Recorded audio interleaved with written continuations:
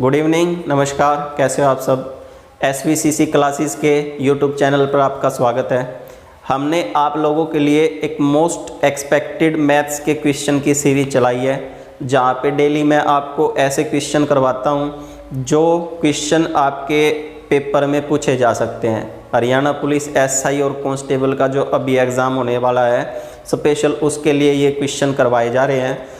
Most important question है, same type से पिछली बार जो अभी एग्ज़ाम हुए उनसे पूछा गया है, उनमें पूछा गया है और आने वाले एग्ज़ाम में भी सेम टाइप ही आपसे क्वेश्चन पूछे जाएंगे। पैटर्न सेम चला हुआ है, ठीक है। तो आज फिर से जो है हम कुछ क्वेश्चन करेंगे, इम्पोर्टेंट क्वेश्चन है। अगर आपको कुछ नए टाइप मिलते हैं तो आप उनको नोट कीजिए और एग्ज़ाम से पहले उनको रिवीजन करके जाइए, ठीक है। तो चलो आज का वीडियो स्टार्ट करते हैं। देखिए भाई, आज का हमारा फर्स्ट क्वेश्चन है, जब चीनी की कीमत 10% कम हो जाती है तो एक आदमी 270 रुपये में 1 किलो चीनी अधिक खरीद सकता है। तो 1 किलोग्राम चीनी की वास्तविक कीमत क्या होगी। देखिए इम्पोर्टेंट टाइप है और बिल्कुल सुंदर सा क्वेश्चन है। देखिए इसको करने का क्या तरीका है। एक तो पहले का भाव है जिसको वास्तविक भाव बोला गया है और एक अब का भाव है। उसने बोला कि पहले चीनी का भाव 100% था, अब उसमें 10% की कमी हो जाती है, तो अब घट के कितना हो जाएगा, 90% हो जाएगा। पहले के भाव में 10% क्या हो गया, हमारा कम हो गया, ठीक है। तो हम देखिए यहाँ पे भाव का रेशो निकाल लेते हैं, 10:9। मैंने क्या किया, रेशो निकाल लिया। देखिए अगर किसी वस्तु के भाव का रेशो अगर ज़्यादा है, किसी वस्तु का भाव ज़्यादा है तो आपको वो क्वांटिटी में कम मिलेगी, और अगर किसी वस्तु का भाव कम है तो आपको वो क्वांटिटी में क्या हो जाएगी, ज़्यादा मिलेगी। ये तो आपका भाव का रेशो है ना, इसका प्राइस है, ठीक है। तो क्वांटिटी का रेशो क्या हो जाएगा, हमेशा उल्टा। तो क्वांटिटी का रेशो कितना हो गया, 9:10। ये आपका क्या हो गया, वस्तु का जो क्वांटिटी है उसका अनुपात निकल के आ गया। अब उसने बोला कि 270 रुपये में 1 किलोग्राम चीनी अधिक खरीद के लेके आए।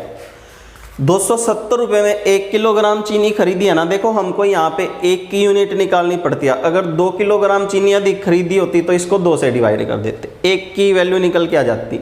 अब यहाँ पे 1 की ही वैल्यू दी है, तो यहाँ पे इसको इससे डिवाइड करने के बाद जो भी आएगा, अगर आपसे पहले का भाव पूछे तो पहले के रेशो से उसको डिवाइड कर देंगे, जो क्वांटिटी का रेशो है।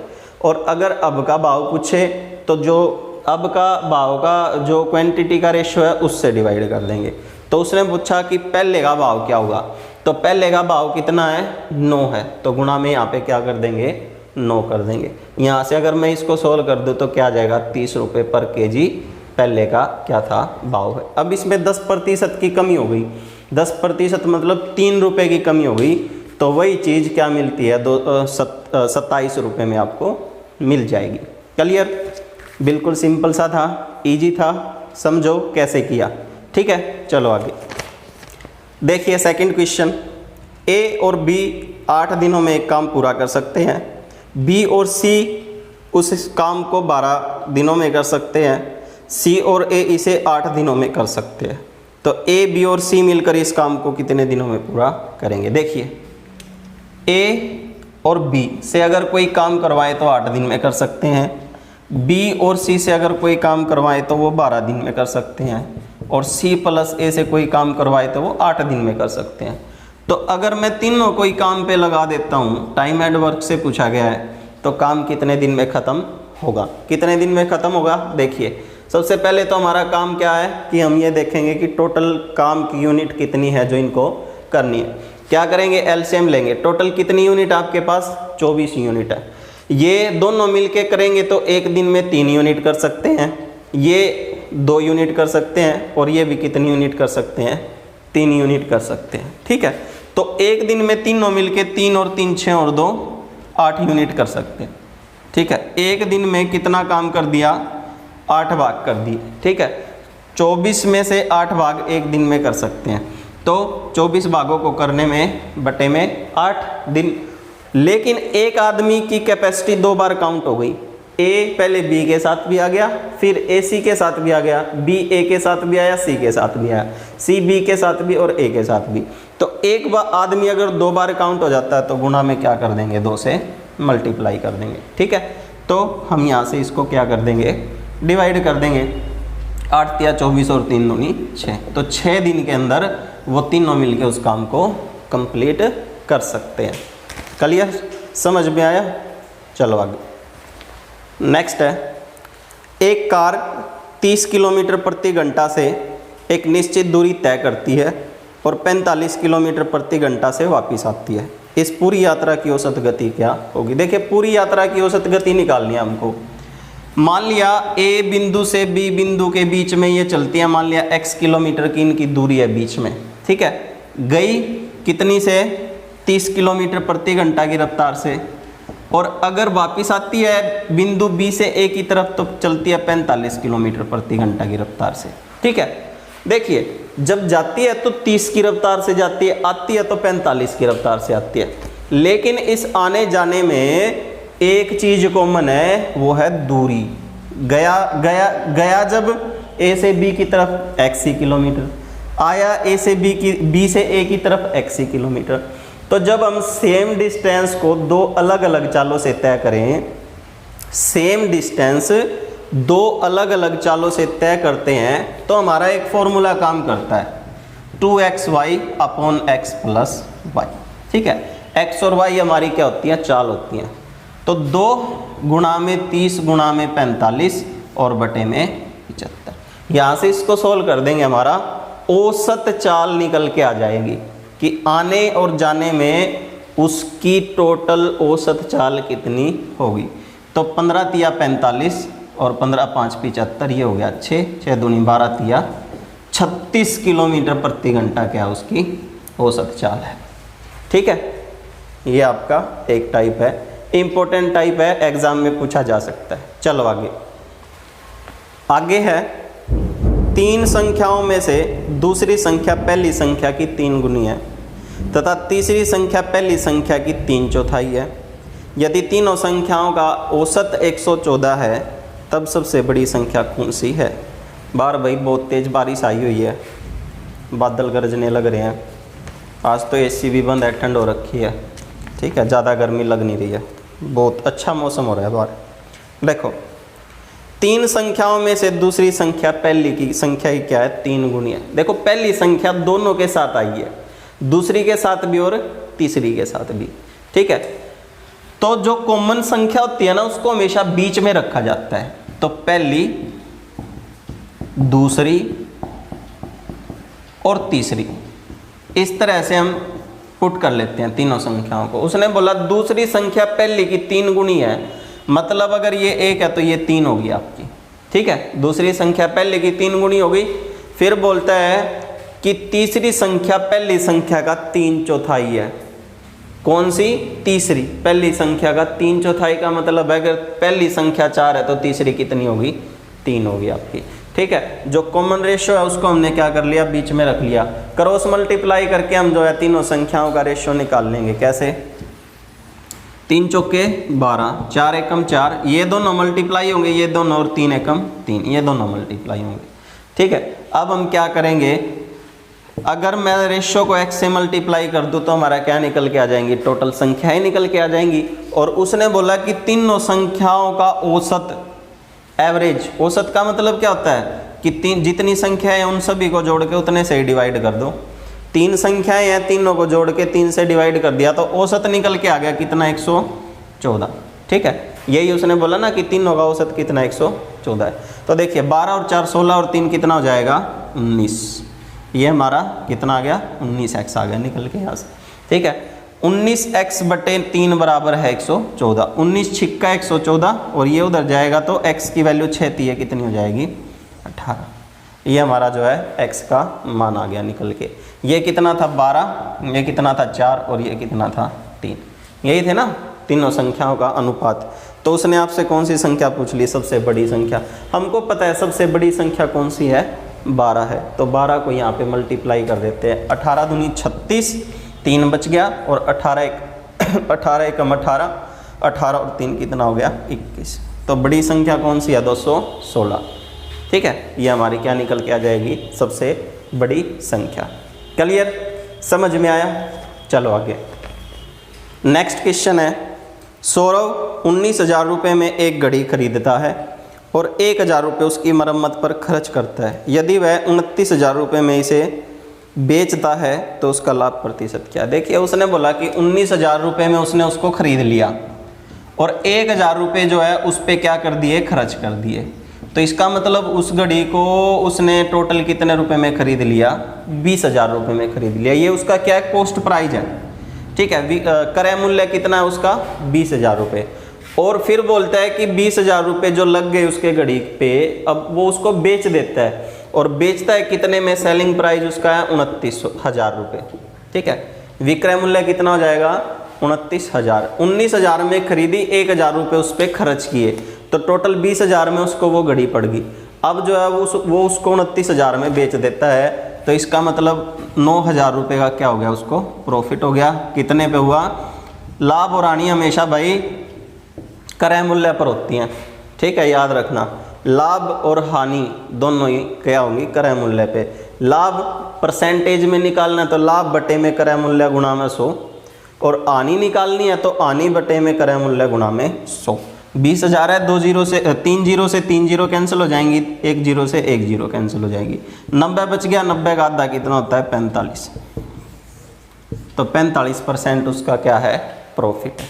ठीक है, प्रॉफिट लॉस से था, सिंपल क्वेश्चन है। चलो आगे।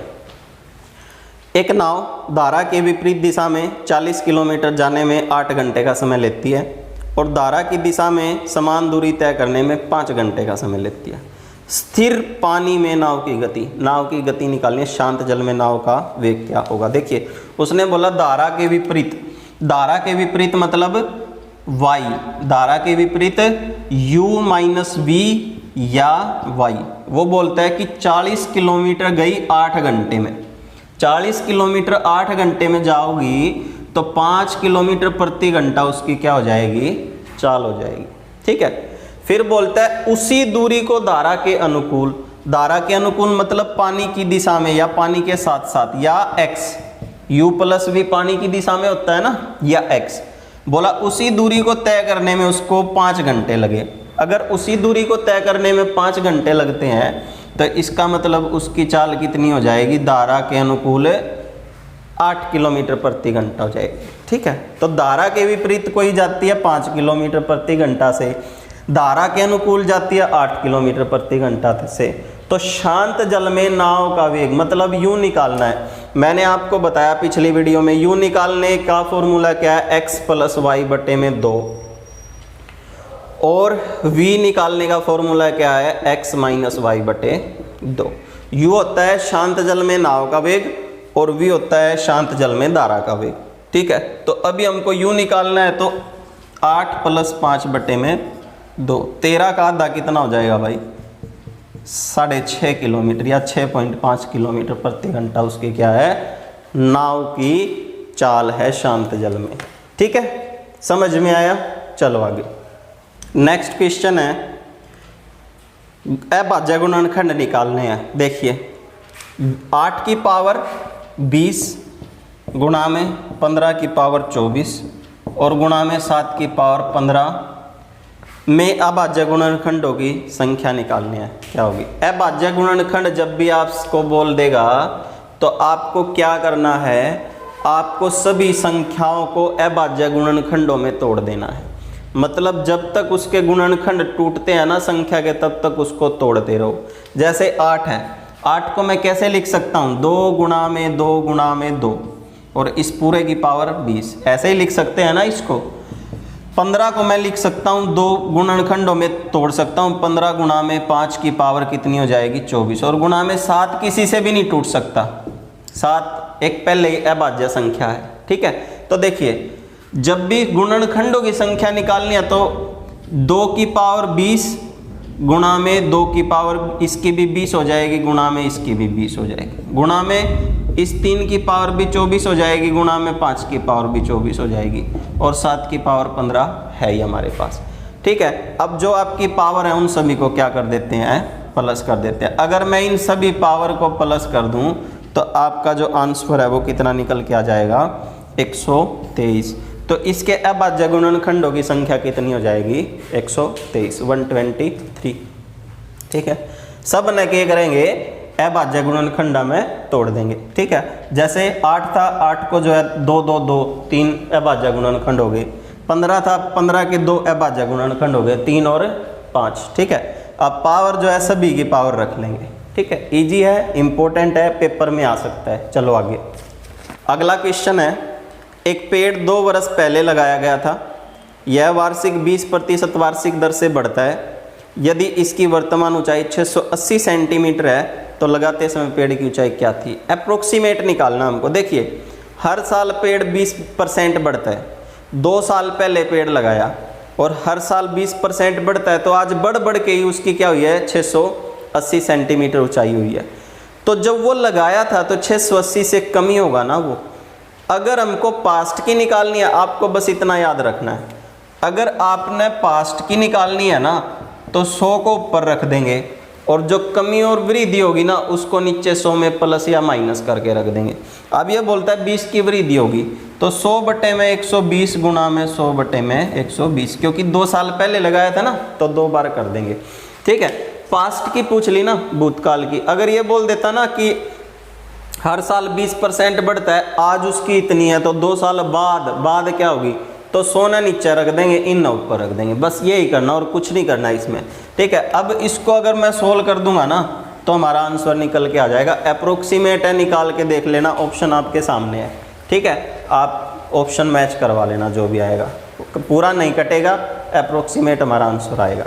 ठीक है, आगे देखो, यदि किसी अंकित मूल्य पर 30% के बट्टे तथा 20 और 10% के 2 क्रमवार बट्टे प्राप्त, विक्रय मूल्यों में अंतर 72 रुपये है, तो अंकित मूल्य क्या है? अंकित मूल्य निकालना। ये बोलता है कि एक वस्तु है, मान लिया 100% है उसकी कीमत। कोई भी चीज़ का जो प्रिंट रेट होता है ना, MRP होता है, या अंकित मूल्य जिसको बोलते हैं, वो हमेशा किसके इक्वल में होगा? 100% के इक्वल में होगा। अब वो ये बोल रहा है कि उसको 30, एक ग्राहक आया, उसको तो 30% की छूट पे दे दिया, तो इसको तो कितनी छूट मिल गई? 30% की।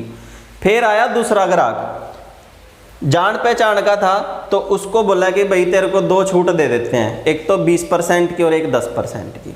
ठीक है, 20 की और 10% की। ठीक है, तो ग्राहक ये सोचेगा कि ये टोटल कितने की हो गई? 30% की हो गई आपकी।